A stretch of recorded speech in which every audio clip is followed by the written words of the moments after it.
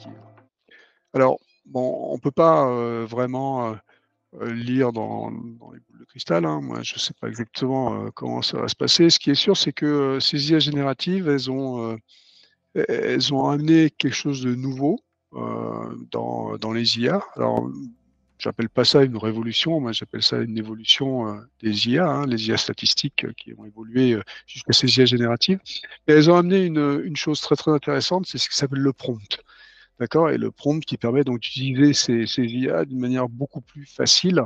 Et en gros, il n'y a plus d'interface, hein, puisque la seule interface, c'est de savoir parler en langage naturel et de pouvoir dialoguer avec ces IA d'une manière tout à fait naturelle. Donc, je pense qu'on va garder cette facilité de dialogue. Par contre, ce qu'elles ont amené aussi, c'est l'utilisation de beaucoup, beaucoup, beaucoup de données et beaucoup, beaucoup, beaucoup d'énergie. Et donc, bah, l'avenir, c'est certainement quelque chose qui va être un peu plus frugal. Parce qu'on se rend bien compte que ces IA sont très, très gourmandes en électricité, hein, à la fin, parce que créer des modèles ou même utiliser les modèles, ça utilise énormément d'électricité.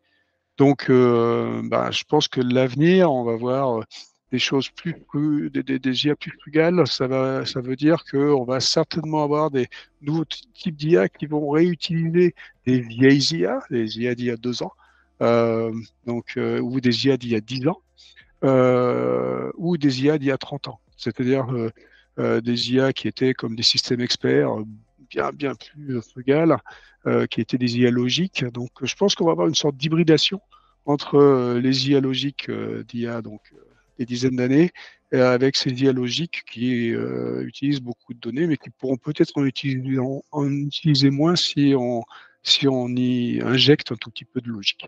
Donc, je pense que ça va être ça.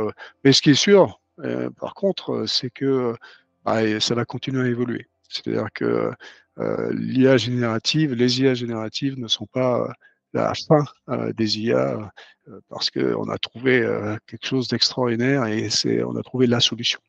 Donc il y aura des nouvelles choses. On est toujours très très très loin de ces IA imaginaires qui seraient générales. Donc ça, bon, on est très loin. On est aussi très loin des IA qui réfléchissent, qui raisonnent.